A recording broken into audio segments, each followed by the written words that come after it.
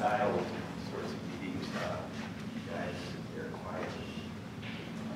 But I want to use and yeah, of course, I have a pile of views to go through. But I'd rather you learn something from this. You know, you wouldn't know where the last view is anyway. So I really encourage you to ask questions as we go along. Okay? I take it seriously. So you've already heard a series of talks about this article on really often control, quantum control, and this is my discussion is, of course, related to the subject very fast. So I'm going to take a somewhat different perspective. And in fact, we're at the biosphere, and in my last talk, I'll say something about biology, actually. It has some linkage to biology at some point. And I don't mean quantum effects of biology, which is a very hot topic today, but this is a comment. Much of what we learn about controlling quantum systems has implications outside of quantum mechanics, and that's part of it. Get across. So there's a quantum system. It could be an electron, a semiconductor, or a quantum well, or an atom, a molecule here. And this is something that's shaped by a pulse. It's literally not like this. CW, harmonic frequency. It says multi-frequencies. We call it photonic reagent. I use this word frequently. And the word is drawn from the statement. It's an electrical interaction, electromagnetic interaction with matter.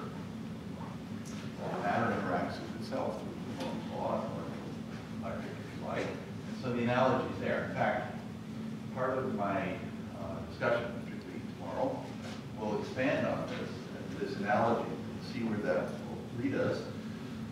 And what I'd like to address to some degree are these issues, these questions. How to carry this out is, the game is steering around the wave function of the density matrix, and how do we do this? And why does this work at all? Very basic question. And boy, there were a lot of arguments, very logical arguments, for many years ago that none of this would work. We'll talk about that. What are the mechanisms within the evolving quantum system by which it's being steered around? There's not a lot known about this, but I'll tell you this perspective about it. And last, or certainly not least, is where is this all going? And this is probably the questions flashing on the page, and people ask it all the time, and I won't directly address the question, but I'm happy to talk about it at any point. So most of what I'm going to talk about, you'll see as we get into this, and we'll talk about it today, but it'll expand tomorrow and the last day too, is this question of why this works. And I think it's an important issue for works reasons as well. Okay, so that's where we're going. But I have to tell you that the answers to these questions are not fully known. The subject is, I'd say, identifiably 50 years old. It goes back to the development of laser. I'll tell you a little more history about it in a minute. But there are hints already that in the early days of quantum mechanics, people were thinking about this. The word control wasn't there, lasers weren't there, but people were thinking about it, I believe. So it's 50 years old and a few years young, so we don't know all the answers. Okay, so the goals of controlling quantum phenomena. So over here is micro, the words micro, nano, sub-nano, you have to say nanowatt, nanometer, nanomile, nanowatt. And I just want to add a comment to that there's a growing literature, which I won't say anything about directly, about control within the atomic nucleus. Of course, that takes us down to 10 to the minus 12 centimeters and 10 to the minus 24 seconds. So nanowatt. So people are actively talking about control over vast lengths of time scale. The quantum regime, and it transcends into the classical regime as well. And in fact, in many applications, excluding quantum information sciences, where people don't come in and say, well, if it's classical, it's forbidden, I'm not interested. The goal is to get from here to there and do something. And often it's not an issue whether it's classical or quantum mechanical, or maybe some parts of the dynamics may share one of those together.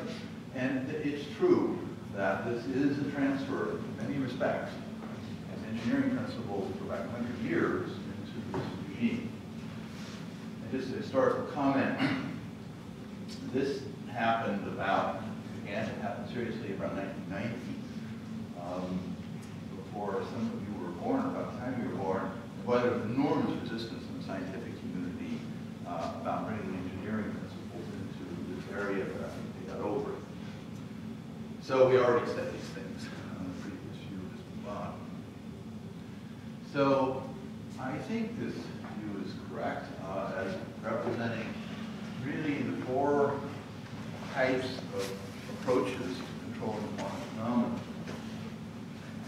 And on the left here is what's called open loop control. And Thomas talked about this.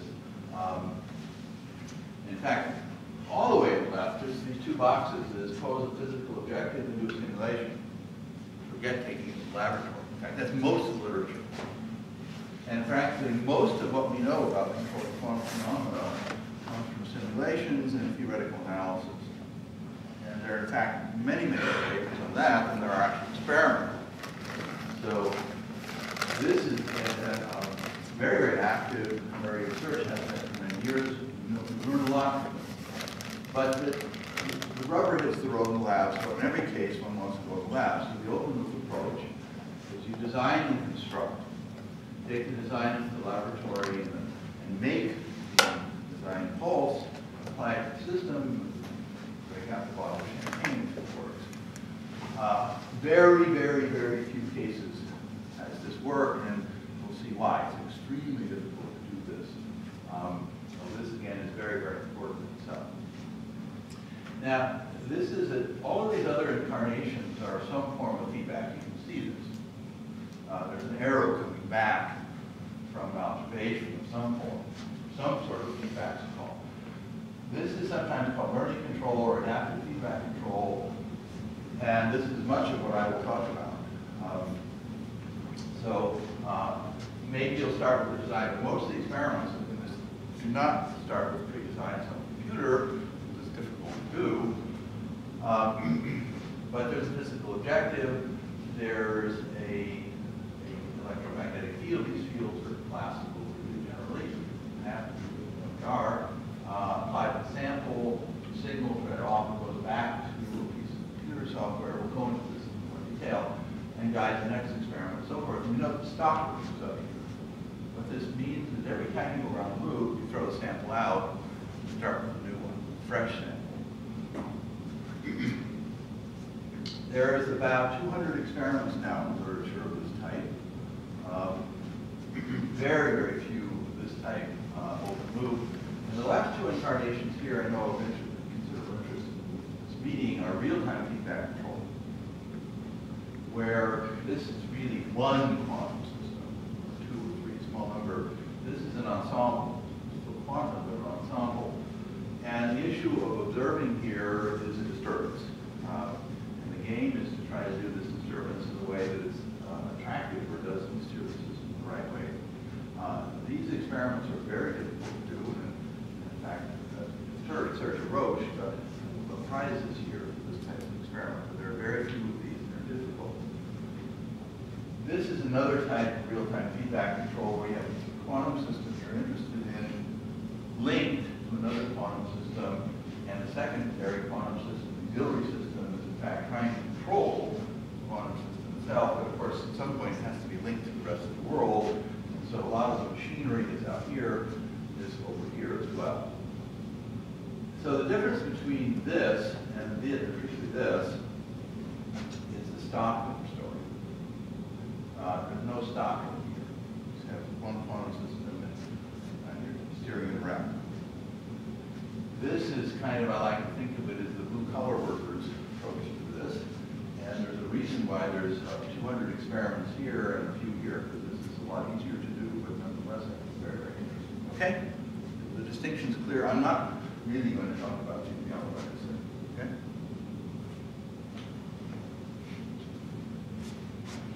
So here is just a restatement of some of what I said before about the history of this area. So when the laser came on the scene in the 1960s, you can go look in the literature back then, bang, nobody takes credit for this. People were burning holes in razor blades at this time, and it occurred to many people, gosh, if you burn a hole in a razor blade, maybe you can burn a hole in a molecule. And the original objectives were in chemistry to selectively break chemical bonds in complicated molecules, and that challenge is still there. And so thinking occurred in the 60s, lasers were available, of course, growing in sophistication, and experiments started around 1970s. There was a period of about 15 years, and I think about $1 billion was spent during this time, and it didn't work. It was all intuition driven. And frankly, that's how most science works. It's driven by intuition, but this area defied intuition. It still does, pretty much. So in the period of close to 1990 was the time when the introduction of mathematical control techniques, and the word control was not even used prior to this. The systematic control concepts were introduced, and this put this on a firmer mathematical, physical footing. And a lot of development occurred during the 1990s, and then late 90s, these adaptive control experiments started. And here we are today, okay? And again, photonic reagents, referring to there, okay? So, now, this area suffered, still does, I think, a bit of overhype. This is a picture, not my cartoon. It's taken out of a magazine. What was the name of the magazine? It's a business. I'll think of it in a minute. It was a business person's magazine. It was taken in 1997 out of an article saying, you have a lot of money, you want to invest in the materials industry, the chemical industry, invest in lasers. Here's this guy, the quantum wizard, sitting on his books he's learned from, and like a video game. It's Fortune magazine, the name of the magazine. And gosh, if you go back and look at the article from which I took this picture, it's embarrassing to read it. It was tremendously overhyped. And of course, lasers are now everywhere, not just in this pointer, but the most ubiquitous places. You go to the grocery store, check out lasers are used. Of course, lasers have enormous impact in science. But their impact in grossly manipulating and controlling material at the scale that was suggested in this magazine is not happening. And so the problem is a lot harder than was suggested. So regardless of which incarnation, whoops, fast, way too fast. Going the wrong way.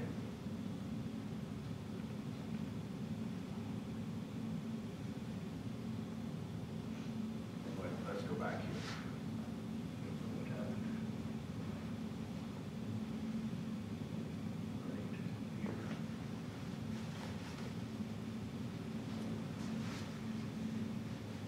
No. Okay.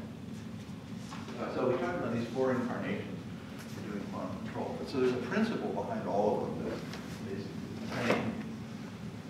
So we have a system in an initial state, I showed you a density matrix, and the game is to steer it into this final state.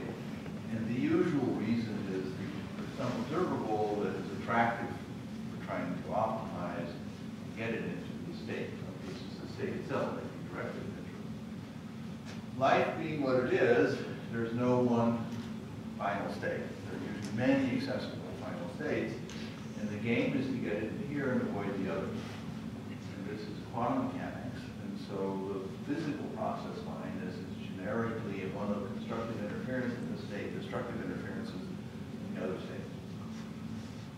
So there's a dynamical system described by Schrodinger's equation, and the assumption in all these problems is under the action of the field theory of Hamiltonian H naught. This doesn't happen, or at least not to an appreciable degree. And so a control is introduced, and that's this field, and here's an electric field. It could be a magnetic field, let's spin both.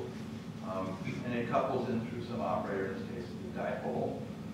And the game is to find this function such that this happens to a good degree. That's the whole objective. So I do this to manage dynamical density on a molecular scale, and that's more or less what the field is. And there's also the dream of maybe using this ability when it's really in high finesse state to learn insights about dynamics itself. And there's a little bit of that too. And of course, in the lurking way in the background is these thoughts about applications of technology. That really has, as far as I know, has not happened quite yet. It may come. Okay. This principle is what's behind all this. That's clear, okay? Now, good question. There are no silly questions. Okay. What am I doing wrong here? My computer does not want to respond.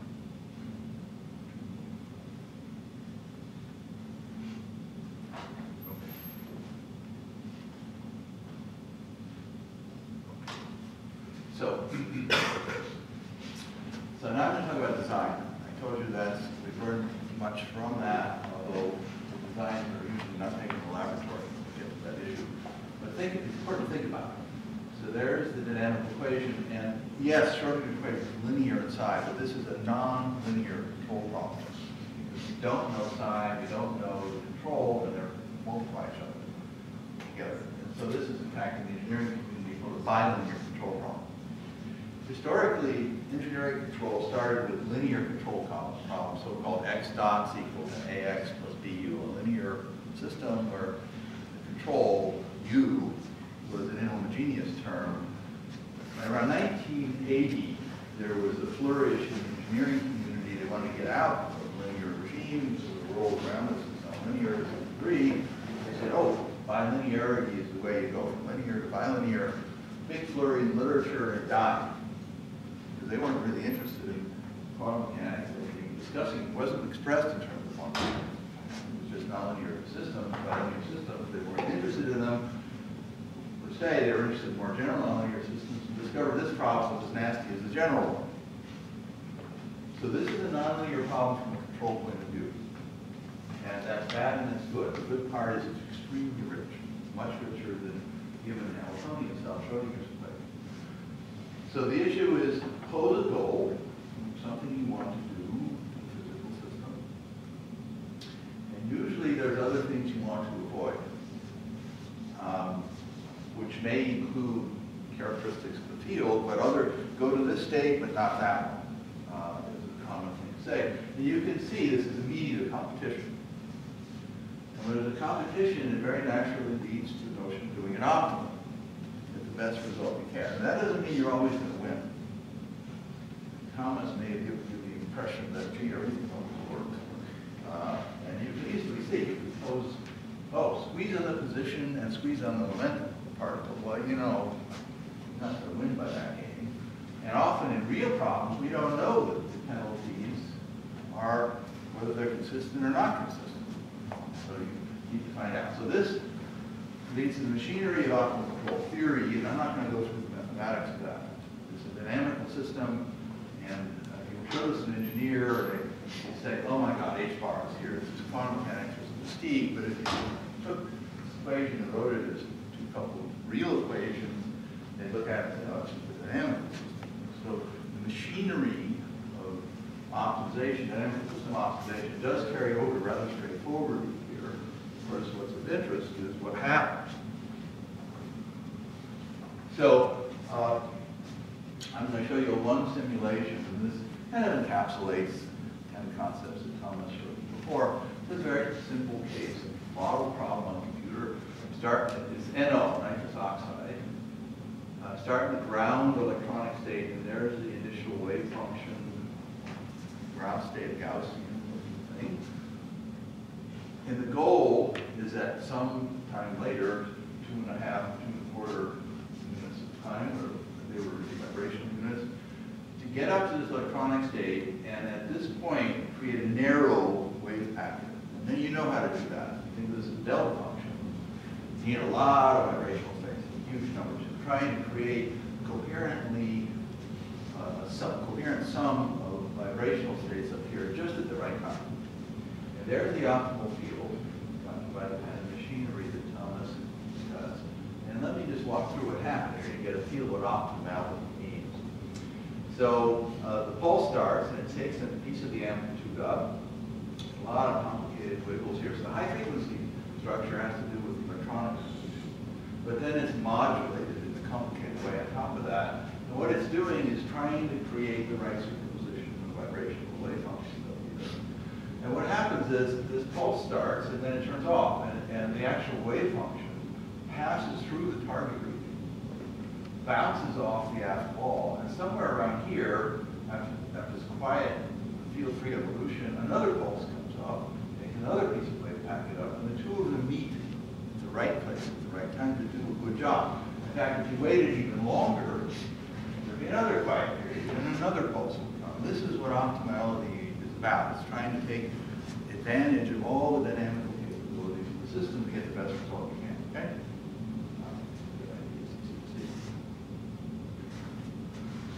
So here's a summary, integrated back about 25 years now, this very day, of this literature on the design, I mean the computational design of control fields. They may be for spins, they may be for atoms, molecules, all sorts of things. There are thousands. In fact, I think I could fairly straight say there are well over 100,000 simulations literature. That doesn't mean there's 100,000 papers. Some papers are on one system and they really look at detail. Many papers now are looking at collections of systems and they report the statistical results of those systems. There's hundreds or thousands of published papers. In fact, results are fantastic. They do look like what Thomas was saying. It works extremely well. And the controls do look like this. They're generally complicated. Of course, you can come up with a case where things are completely simple, but often they don't. They look like this, or even more complicated. And the reason is easy to see qualitatively, because the dynamics of a complicated multi-particle system is complicated. It has multiple frequency components. They interact together. And I told you the historical period of development of this area from the 1960s through the mid-1980s, you know, people just ignored this. And they wanted to cite this bond and break it. They said that looked like a harmonic oscillator, let alone ignore the fact it's connected to the rest of the degrees of freedom, and there's a lot more particles than 6 atoms, there's electrons here. The visual thinking that went in, it just wasn't true. So, around 1990, when the first design, in the 1980s, the first designs came out on the computer, they did look crazy and complicated. And the laser community at that time said, oh, forget it. There were no lasers like this. This is not a laser, it's a broad spectrum object. There was no technology for creating these things at the time. And people who said never, it's a dangerous word to use, technology is an issue. The technology for creating this came right after that, but not for this reason. We'll come to that in a minute. But the reason for this is easy to see again, because this is a complicated multispectral dynamical object, and if you want to take over its motion, you need a complicated multispectral control field. That's generally, you know, see the past statement. The details of it is another story.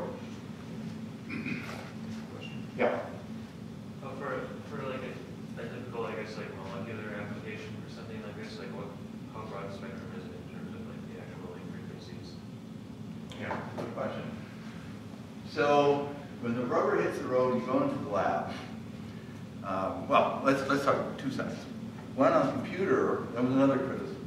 On computer, of course, bandwidth is free, right? And so lasers often are thought of as having a carrier frequency, let's say in the red or the visible, and there's very little bandwidth around it. I get a statement that the state of laser technology here is terrible, to be honest about it. In fact, it has not fundamentally changed in 25 years. This is a serious limitation in this area. But people are working on that, the bandwidth's getting bigger and bigger, and so most of the lasers used now are titanium. So titanium sapphire laser is a common laser, operates at 800 nanometers. People can upshift it and downshift it, and there's a lot. And now there's more, you know, you can have plus or minus 100 nanometers around it. There's issues about the energy, but that's a technology issue that's getting better. But one of the criticisms originally was there was too much bandwidth. And once again, it's very, very dangerous. One message in this area, any area where technology, if you're not violating the laws of physics and someone says that's difficult, or worse says, not, they say it's difficult is one thing, but they say it's impossible, that's a very dangerous word to use. Technology law. What other questions?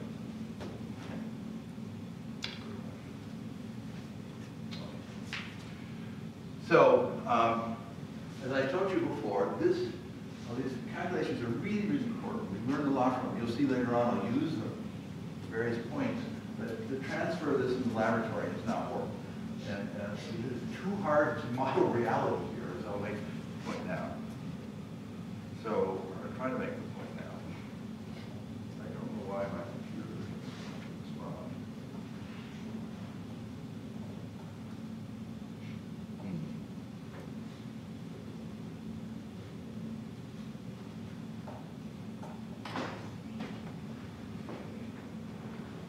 I'll force it to respond. Okay. So how can we effectively find controls? Really, I mean the laboratory. So one approach is to throw darts at the problem. Again, you can play in the lab. I'll show you how pulse shaping is done, or in a computer. And actually, if you have a simple system, and by that I mean 2 energy levels, it's as simple as they get, throwing darts, meaning random controls, isn't so bad. You're not going to get high fidelity. But if you look at the statistics of it, you get a distribution that runs from, of course, the poor end out to perfect, which is not that far. It isn't bad. But as the system gets more complicated, there's more degree of freedom, the statistics are bad. So throwing darts is not a real winner. And I put on here an arrow, which is the signal level in the laboratory in particular. And you better get a signal above the noise in the laboratory if you're not going to get anything we'll come back to. Now, this is back to design. It is true, in principle, if you have the right knowledge and resources, that you can do design and do it open loop and apply it in the laboratory. In fact, much of quantum information sciences is, I don't speak out loud about this, though, but it's resting on this, that hopefully that might work, at least to a good degree. But there's an interesting quote from Mark Twain, a famous American writer. I'll read it to you. In fact, there he is. 1907, Quantum Control Board Conference, Quantum Control Conference in 1907, right? It ain't what you don't know that gets you into trouble, it's what you know for sure that just ain't so. And it's extremely dangerous to go in and do a design where the physics is wrong. Because you go in the lab, that's where the truth is. And if you design for this and the physics is that, you're in trouble. And these are quantum coherent dynamic processes, and they're generally not going to be forgiving for this. So there's 2 fundamental problems here. We don't know the Hamiltonian well for many real systems, complicated systems. And solving Schrodinger equations is extremely difficult. There's errors, there's uncertainties in that. So what does one do? So you close the loop. First we'll go optimal. We had 3 lectures on going optimal. So here's a question that seems a little bit behind in that regard. Is there anyone in the room who does not want the best answer, best performance? Actually, this was an extremely controversial subject when it was introduced in the late 80s and the early 90s. And this controversy lasted even to a fairly recent time. Some people say, well, I don't like getting the best. They don't say it this way. They say that they don't like the machinery, mathematical machinery, unleashing mathematical machinery. They like to be in control through intuition. People very reluctantly giving that up. It's a very powerful tool. And you go in the lab, and I'll show you a little bit how that works. There's thousands of knobs to turn. Sounds daunting, it is. But you can do massive numbers of experiments. So I call it sort of the solution to this problem is the quantum controller's work ethic. Procedure. start with a trial control, and now I'd better give a signal above the noise. And this is like sending somebody from Tucson to New York. You have a receiver in New York, someone in Tucson sends out the scout, nothing rocks. Because you're trying to improve the transmission of that person arriving there. You've got to get a signal above the noise. That's the first requirement. And use the high duty cycle of these experiments. We'll come back to that in a minute. They're massive. You can do thousands of experiments a minute. Close the loop, use feedback. I'm talking about adaptive feedback control. And hone in on the optimal objective. And Norbert Wiener, famous physicist, engineer, mathematician, and he described with this quote, without uncertainty, there's no need for feedback. And that's true. There's no uncertainty, just design it and construct it and you're through. And to some degree, airplanes have evolved for 100 years. Now, airplanes can be roughly designed, put together, and they work. Although still there's some feedback in construction. Okay? So let me re-express this slightly perspective. So, from the quantum system view, one problem I just said is we don't know the Hamiltonian quantitatively. You know, qualitatively Hamiltonian, very quantitatively we don't. But a quantum system knows its own Hamiltonian impeccably well. Secondly, when you apply a field here, full field, it solves its own Schrodinger equation perfectly. No basis set error. And does it as fast as it can possibly be solved. And so the perspective is to use the actual quantum system you're trying to control as an analog computer. Take advantage of these statements. From the laser point of view, pulse shaping, and I'll show you how that's done in a moment, it's down to certainly less than 50 femtosecond, closer to the femtosecond, and it'll be pushed down even further into the out-of-second region, I'm sure pretty soon. The rate that one can go from one trial pulse shape to another is blurring, certainly much less than 1 second.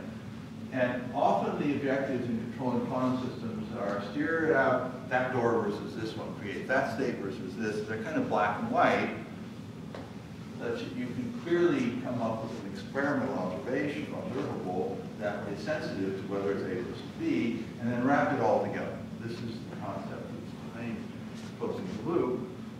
And this is a cartoon. Later on, at the end of my lecture, I can show you later lab what it really looks like. So let's just walk through the pieces here. The core of this is the laser and the pulse shaper. And let me emphasize, there's hundreds of little knobs there. And I did tell you where, all right, we'll come to pulse shaping, but there's hundreds of little knobs there to turn. And that's one reason some people, thoughtful people, 20-some years ago, said it's never going to work. Because you go in the lab and try to set 300 knobs to the right point in 300 dimensions, you're never going to find it. And this is, you know, the proverbial monkey at the piano trying to discover the Beethoven sonata by pecking away at the keys, you wouldn't find it. Logic criticism, but it doesn't work anyway. That's at the heart of why this works. So we try a pulse shape, apply it to the system, we have some signal we detect is relevant to the state we're trying to create. It's fed back to a pattern recognition algorithm. Exactly what's in here is a piece of software. There's many possibilities. Something that tells good from bad, A versus B, and it redirects the laser to set the knobs, a new sample is applied, and around you go. And the rate you can do this is prodigious. As I said, you can do quite reasonably 10,000 experiments in an hour. And this raises an interesting point about doing this, and what is the difference between what I just said and doing an ordinary experiment? Nothing really, except the computerization. This is a robot.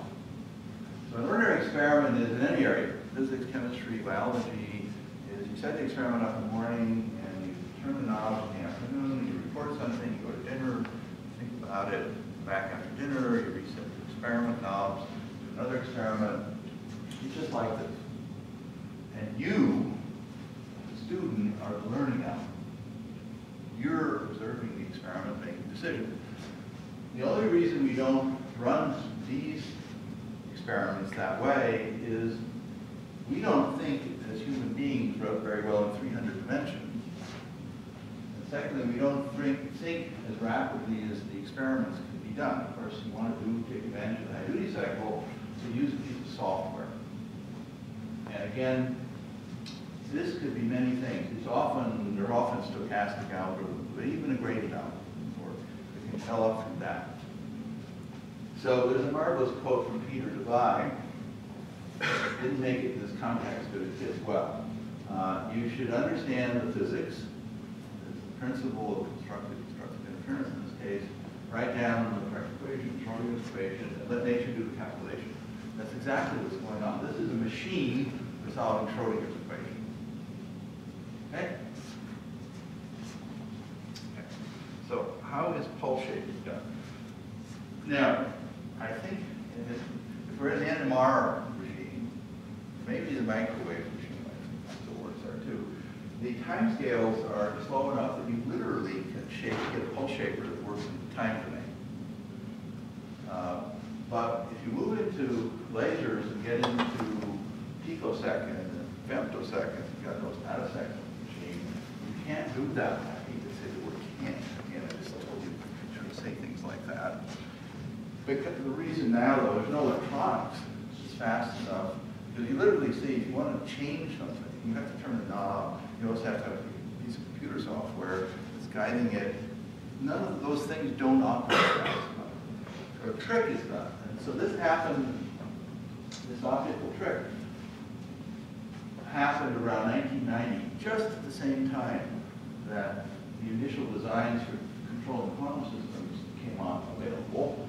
And so what you do is you start with a raw featureless laser pulse. So the hashing here is a carrier wave, and featureless means it's just a Gaussian shape. And the shaping is done in the Fourier domain, not the time domain.